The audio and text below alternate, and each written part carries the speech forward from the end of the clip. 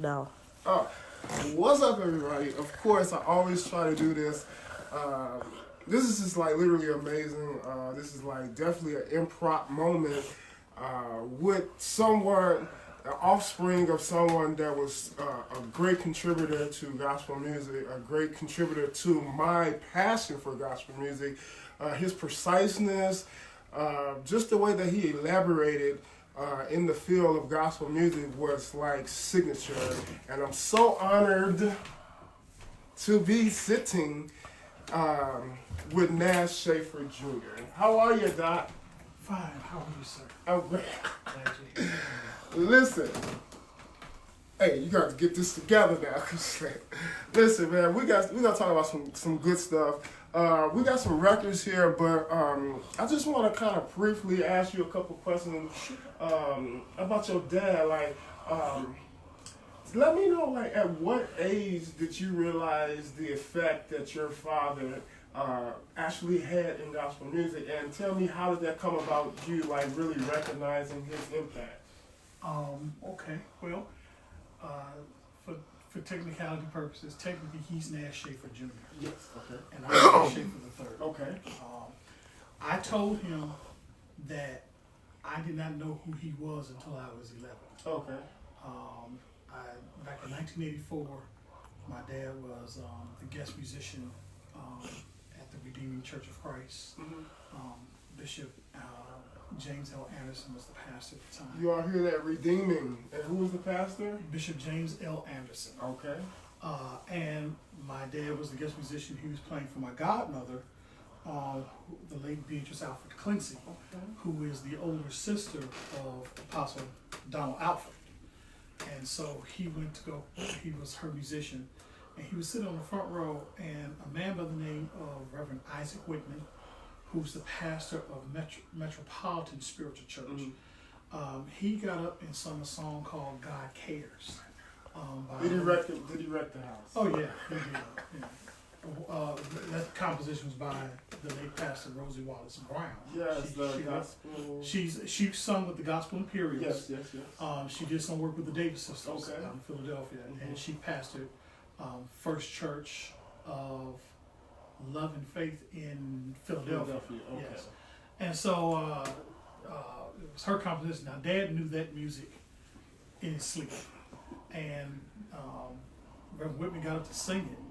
And when he got up to sing it, the young man on the organ, who was an excellent musician himself, he didn't know it. Okay. And he didn't know the material. So Reverend Whitman pointed to my dad, and then pointed to the organ.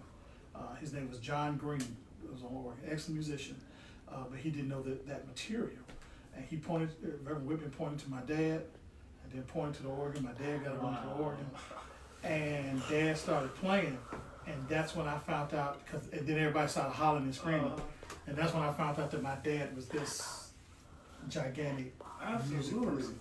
Up to that point, I had seen him play in church, and I associated it with that's what my father did. He played in church, but to see people's response to him playing in church. Oh, absolutely. Listen, now you heard it first from Offspring. Like that type of insight, like. There was something really profound that Bill Carpenter in his gospel music encyclopedia, like in his introduction, he said something real profound, and I'm not quoting word for word, but in so many words, he said that every day someone dies, and with them history dies, and I feel like I want to kind of bridge that. To kind of subside that in a way, because I want history to be told, and by you just giving that story right there, it makes your father's legacy kind of it highlights it a little bit more, so people can kind of get a glimpse of like his impartation in your life. Mm-hmm. But we got records here. Mm-hmm. What we got here? Well, my father did most of his some of his best recording work with the Christian Tabernacle Concert Choir under the directorship of, under the pastorate of Pastor Maceo L. Woods, mm-hmm. and the late Elder George Jordan. Elder Jordan was the one who wrote Jesus Can Work It Out. And this is the original album of Yes, sir. Jesus can Sir. work it out. Get close to this record here. So, this is Gold. This was before Kurt Carr, because Kurt Carr covered Absolutely. it. A quartet covered it. Mm-hmm. Also, this was before Cosmopolitan Church of Prayer Mm-hmm. recorded it. This is where they got the actual recording from. Was the late Pastor George Jordan and the Christian Tabernacle Choir. It's interesting. There's a story behind this because one of the songs on here is "Out of the Depths," and when you listen to the recording, the choir the audience starts to clap, and I was like, "What are they clapping for?" And my dad said they're clapping because the curtain went up. I said, "How do you know the curtain went up?" He said, "Because I was there for the recording." So my father was at this particular recording session. He's not playing on this one, but he's on this one. He's also on this one, Soul and Spirit. This was recorded, I believe, in 76, 77. This is one of their hot recordings that they did back then, with contributions by Elder Jordan. The popular song off of this was "He Will Provide," that Pastor Woods was singing on. This is the one, "Step to Jesus." Oh my God, Melvin The late Melvin Smothers, "Step to Jesus," and everything will be all right. This, I think they recorded in the late 60s, early 70s. Yeah, they recorded that then. And this was one they did in the early 80s. Can I, before you get to that one, no, pick it up. I want Yes. this right here, that one. You can back up, sir, because I want you to get everything. This album here, this quick little story. So my grandfather has an enormous passion for gospel music, just like me. He thanks to him, I have pretty much all my collection. Yes. And so I remember being at home. I was around maybe 14, 15 years old in the garage, listening to this particular record, and I heard Ferranda. Yes. From Chicago, Mass, singing "I Found Jesus." Yes. Ferranda was a part And of then Christian Tabernacle what's for a long time. the song? Well, originally, I don't understand this. Now, Ferranda not only did that, Okay. but the "I'm Saved" that Cosmopolitan does, Diane Williams. They did this back in the 80s. I remember the day. Yeah, absolutely. He saved me. Ferranda originally recorded that with Christian Tabernacle. Okay.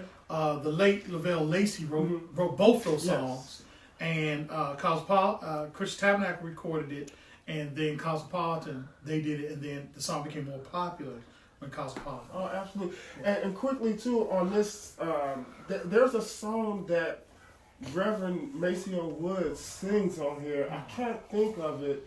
It's a real catchy song.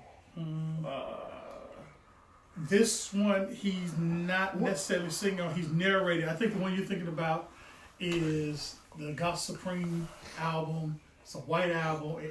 I Won't Leave Here Like I Came. That's what I'm, yes, yes, that's exactly. Yes. Yeah, now what album is that on? That is, matter of fact, that's on the last recording they did. Okay. They did that in the early 1990s. We're talking like 91, 92, 93. I'm thinking more like 92. Okay. I Won't Leave Here Like I Came in Jesus' name. Well, listen, there's a plethora of knowledge just right here. But while I got him right here, let's just go over some of the signatures I see right here.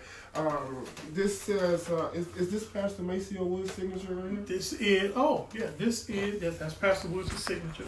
And the late Doris Sykes. Oh my God! Look. She was a lyric soprano for Christian Tabernacle. Prior to being a Christian Tabernacle, she was the minister of music for True Light Baptist Church. Is that Reverend B.T. Smith? I'm thinking about the pastor just passed away. That was affiliated with Leaks. No, that's not that. No, that's not that. Okay. And she was a minister of music there. She was a director there. She was also part of. I believe she worked with Reverend Woods when he was the minister of music at Hyde Park Bible Church. She was also a founding member of Christian Tabernacle, along with Brother Melvin Smothers. His signature song was a song written by Elder Jordan called "Step to Jesus." Oh, absolutely. Also on there is "I'll Get Home Someday" on the Pink album. Yes. Yes. So who's signature? Okay, so we got Doris Sykes. Doris Sykes, Pastor Woods. And this is your dad? That's my dad. What he would do is he'd mark his records. Oh, so this is not, he didn't actually say. But look, check this out. That is it. That's it. And this is this is amazing. So like, now, and there's 2 recordings that Christian Tabernacle never released. Really, tell us, was they like in the 80s? It was in the late 70s. They did 2 projects that were never released. And with Elder Jordan was not just a minister of music, but he was also a phenomenal writer. Mm-hmm. And they found music that he never taught about. Listen, you guys.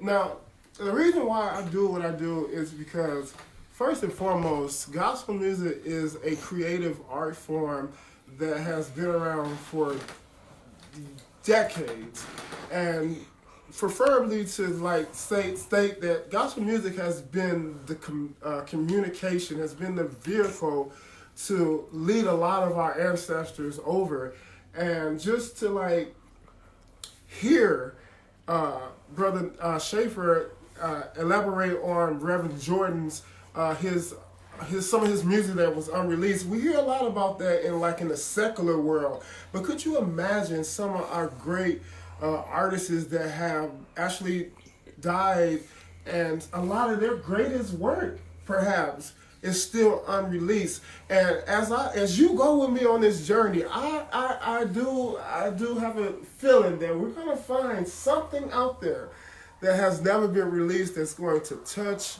this entire world. There's a lot of projects out there that people have done but have been released. And when you look at this is what we would call Reverend Maceo Woods, James Cleveland, Father Hayes. Those are what you would call second generation gospel music. Mm-hmm. Yes. First generation would be Thomas Dorsey, yes. Willie Maysmore, Ford Smith, Sally Martin. Yes. That group, Robert Anderson. Yes. Yes. All those people would be first generation. Second generation would be Walter Hawkins. Okay. What's the guy out there on the East Coast? East Coast. His name with Institution. He worked with King's Glory Church of God in Christ. J.C. White. Yeah. J.C. White. Benny Cummings.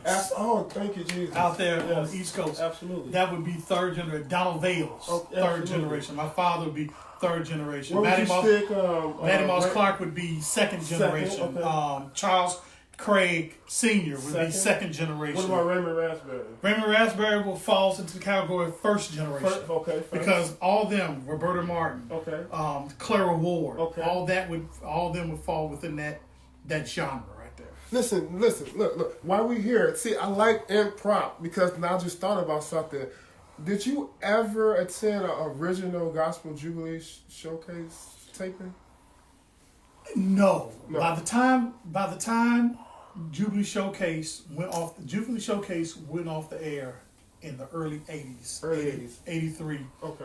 Due to the fact that the producer and creator Sid O'Dowd was into civil rights. Okay. And he was for Harold Washington. Okay. When he had decided to renew the next season of Jubilee Showcase, instead of signing a contract, he shook the station manager's hand. Okay. And it was a promise that it would renew. Well, Chicago's a political city, and everything here is political. So when you had all these factions, you had the Jane Byrne faction, you had the Richard M. Daley faction, then you had the Harold Washington faction. Well, because Sid O'Dowd went with Harold Washington and the station manager was for somebody else, he canceled Jubilee Showcase. Right. And that's how that happened. Now the next gospel program we had. Gospel Time? We had Saturday Night Sing. Yeah, right. That was Taft Harris. Right, but Gospel Time. Remember with is that Isabel Joseph Johnson? No. I'm thinking Gospel TV Time with Robert Anderson, Brother Joe May. That was before. Yeah, it was. That was before Jubilee Showcase. Yeah, because it was that, and then Jubilee Showcase. Then what year did Taft start Saturday Night? Saturday Night Live came in like 84, 85. 84. And about how long do you think that lasts? They did about a good 10 years. And then after that, Testify. Now my father was a union musician with Jubilee Showcase. Okay. Him, Larry Robb. That. Well, okay. Jubilee Showcase was a business. And so my father, when sometimes when they had musicians for Jubilee Showcase, there were certain musicians that they could have only if they were part of the union. So, which also stipulates that if they played anything on Jubilee, if Jubilee Showcase came back and they play reruns, my father's estate would have to get something. Right. Okay. Or Larry Roberts would have to get something. Bishop Larry Roberts would have to get something. Because they were what you would call union musicians, who were part of a musicians guild for Jubilee Showcase. Can I put a pin right there? Since we must like names like Bishop Larry Roberts, like we must continue to always show our appreciation to his labor and contribution for his style of playing in the era where he was playing was definitely before his time. His chord progressions was just literally like they're being studied to this day. So I just want to really give a shout out to Bishop Larry Roberts. There was a recording at Mount Pisgah. Yes, and I actually, that was the chapter choir of the Gospel Music Workshop of America. Mm-hmm. And so Reverend Cleveland, because you got to understand, during those early '80s, you had two projects that were dominant that Bishop Larry Roberts was part of. He was part of Trinity of All Nations, right. And that's where you get I Love Jesus. Oh my God. His wife is leaning yes, that. Yes. Are You Ready? Yes. Those songs. But then not only was he doing that, he was also doing session work for Albertina Walker. Oh, yes, he was. And that Please Be Patient With Me album. Oh, yeah, absolutely. I was there for that. I was there for that recording. What church was that recording? That was at Trinity All Nations. Before they went on the Vincennes, they were on Michigan. Okay. Like 104th, 105th in Michigan. Place only seated like around 300 or 400 people. That place was packed. Wow. And they made all the kids get up and go downstairs to give seats to the adults. But I was there for the session when they had it. So Bishop Larry Roberts had these projects. He had the Trinity All Nations stuff, but then also the stuff that he was doing with Albertina Walker. Yes. And then she also did another project in the early 80s that she did at her home church, West Point Baptist Church. Oh, yeah. And what it was a mass choir. Oh, yes. And I think him and my dad played on that project. Because my dad told me he did 2 projects with her, recording projects. Yeah, I have. Let me tell you all this. We're going to get out of here. I got a plane to catch, but I would have been remiss. It would have been remiss not to capitalize on this opportunity. But everyone that knows me knows that Albertina Walker is, when it comes to music, like, she's someone that I highly look up to. So I've always studied her career. And to me, I mean, you can, whatever, debate, but I believe that her voice, to me personally, I believe as she seasoned the substance in it, as she got older, it was just, to me, it was just like remarkable. But however, there was a song she recorded back in like the 80s, I Won't Last a Day. Yes, that project was with the Christ Universal, that Johnny Coleman. Okay. When the late Bob Mays was the minister of music. I Won't Last a Day Without You. I think she also did Bridge Over Troubled Waters on that particular project. And was he related to Robert Mays? That same person. Same person. Okay. So, yeah, okay. Robert Mays, Bob Mays, same person. Right, because he actually wrote. He was the mentor for Fred Nelson III. Yes, absolutely. Minister of music over at First Church of Deliverance. Right. As a matter of fact, after Bob Mays passed away, Fred became the minister of music over at Christ University. Well, listen, we could talk forever and ever, but look, I just want to hear from Nash. Let the world know, like, some of the artists that you see today, like, just name a few, and we're just naming a few of some of the artists that you feel are still inspirational just to you. That's to modern day artists. I just want to kind of get a feel of, you being, so rooted and grounded in gospel music and seeing where it has evolved into, just to kind of see where you stand with like the different artists that may be still inspirational to you. Well, that's really difficult for me to answer because we're now at a point where gospel music has now been commercialized. Okay. I'm not sure if you even need to be a Christian or be part of a church now to sing gospel music. Absolutely. Gospel music, I mean, and now it's evolved to now we're doing Sunday's best, or, you know, I mean, gospel divas. And the thing is, God never called us to be gospel divas, He called us to be servants. Mm-hmm. And so you got to understand, what you see people do in a theater on stage is totally different than what's done on a Sunday morning worship service. And I think that gospel music should prepare us to be in God's presence, to hear the word of God. And some of the things that I'm hearing coming out now is, to me, is not gospel. Gospel means the good news of Jesus Christ. Right. Well, I'm not really hearing that, because in certain songs I don't hear the name of Jesus. Absolutely. I don't know, you say God, but which one? And so, you know, I mean, you know, this kind of kosher gospel music that's not, that you're trying to do, that's not offensive. I mean, I mean, it's hard to really say. And then gospel singers don't sing hard. You look at people like Clara Ward, Roberta Martin, Robert Anderson, Eugene Smith, Reverend Cleveland. I knew Reverend Cleveland. Really?